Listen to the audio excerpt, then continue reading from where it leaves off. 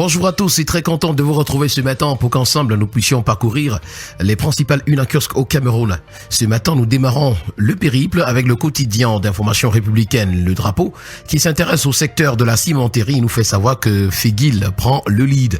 Le Cameroun franchit donc une nouvelle étape majeure dans sa stratégie de développement industriel ce 12 juin 2025. Au nom du président de la République Paul Biya, le premier ministre chef du gouvernement Joseph John Gouté a inauguré à Figuil une nouvelle ligne de production de ciment et de clinker en présence de nombreuses personnalités de la région et du pays. Un projet stratégique qui va renforcer l'autonomie du Cameroun dans le secteur des matériaux de construction et booster donc l'économie locale. C'est à retrouver ce matin en parcourant la page 3 du journal.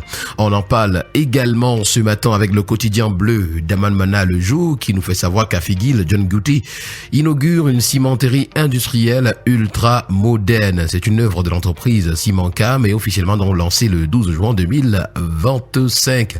L'infrastructure a coûté 60 milliards de francs CFA et portera donc à 500 000 tonnes la production nationale annuelle de ciment et de clinker.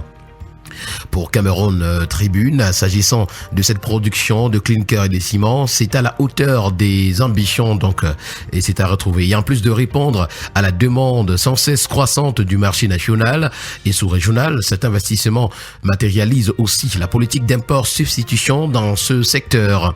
Le récit de l'envoyé spécial de Cameroun Tribune est à retrouver ce matin aux pages 2 et 3. Et d'ailleurs, le quotidien Info Matin qui a choisi l'angle de l'import substitution nous fait savoir que le Cameroun est désormais donc producteur de clinker.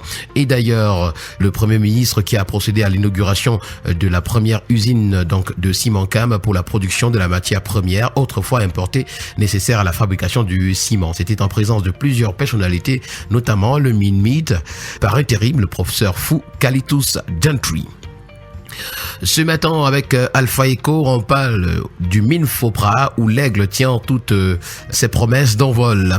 Le ministre de la fonction publique et de la réforme administrative, Joseph Lay, a présidé, c'était le mardi 10 juin 2025, une réunion de restitution des travaux de concertation avec les usagers et acteurs du service public dans les 10 régions du Cameroun. En savoir davantage, c'est parcourir à la page 3 du journal. À la grande une du quotidien Mutation ce matin, Batory et Kambele, Bonivan dans les bruits. Les clarifications de la société Jams Avenir Sal, propriété de la famille Bunjo, après les mouvements d'humeur du 11 juin au sujet de l'exploitation minière locale visant le député Bonaventure Vondo Assam, Bonivan, sont à retrouver ce matin à la page 5 du quotidien Mutation. Et nous avons également le quotidien L'Info à chaud, justement qui revient sur ce mouvement d'humeur sur le site d'exploitation minière de Kambele. Il nous fait savoir que l'honorable Vondo Assam a été blanchi. Des natifs de Kambele, propriétaires de la société Jams Avenir Sal, dénoncent donc une instrumentalisation des jeunes entretenus par des sociétés illégales qui souhaitent forcer la main à l'État. En haut de une, on parle de l'élection présidentielle d'octobre prochain. Le révérend Raoul Wafo, candidat pour la construction du Cameroun, c'est à retrouver. Nous poursuivons le périple de ce matin avec la voix des entreprises qui s'intéressent au transport aérien ce matin et nous présente les compagnies africaines qui franchissent la barre de 200 millions de dollars de bénéfices nets en 2024. Selon le rapport annuel 2025 de l'Association internationale du transport aérien, les compagnies aériennes africaines ont atteint donc un bénéfice record en 2024, marquant une embellie pour un secteur éprouvé par des années de crise. Cependant, des défis majeurs persistent, limitant donc leur croissance. C'est à retrouver ce matin à la page 5. La Sonara est affichée à la grande une du premier quotidien économique de la zone CEMAC, l'économie. La reconstruction piétine 6 ans après l'incendie, tel que nous le renseigne le journal à sa page 3. Le processus n'évolue pas au rythme souhaité, pourtant plusieurs initiatives ont déjà été engagées. Ce qui bloque ce matin est donc à retrouver dans les colonnes du journal. En pied de une ce matin, on parle de la vie chère, l'accès à l'eau et à l'énergie. C'est le Sénat qui appelle à des actions concrètes du gouvernement. Le quotidien régional d'information du Nord Cameroun, l'heure du Sahel de Guibaï Gatama, ce matin parle de la campagne 2025-2026.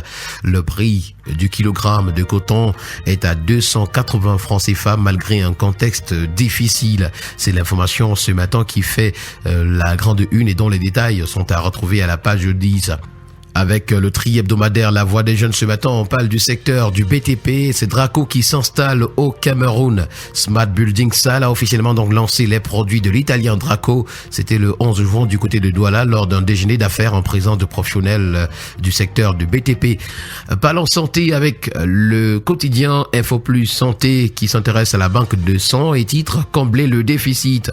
Avec un besoin annuel de 400 000 poches de sang, les formations sanitaires du Cameroun sont encore incapables de satisfaire la demande à cause de la faible disponibilité des poches de sang en stock.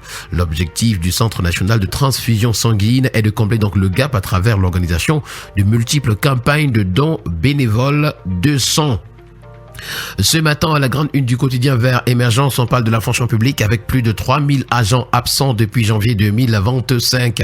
C'est l'information qui fait la grande une. À son autre une, le quotidien parle de la présidentielle de 2025. Akeremouna, l'homme derrière le candidat, dans une interview fleuve et sans masque, il fait donc des confidences inédites. Vie privée, patrimoine, fêlure, mais aussi avenir sont à retrouver ce matin en parcourant les pages 4 et 5.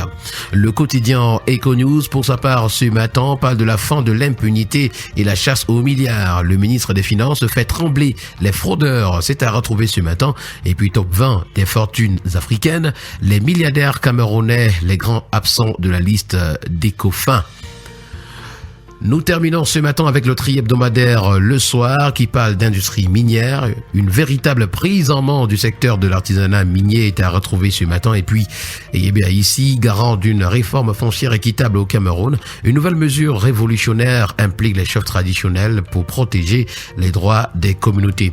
Et voilà donc qui a permis de mettre un terme à cette autre sortie de la revue de la presse camerounaise, la dernière édition de cette semaine. Au plaisir de vous retrouver la semaine prochaine pour une autre édition. D'ici là, portez-vous bien.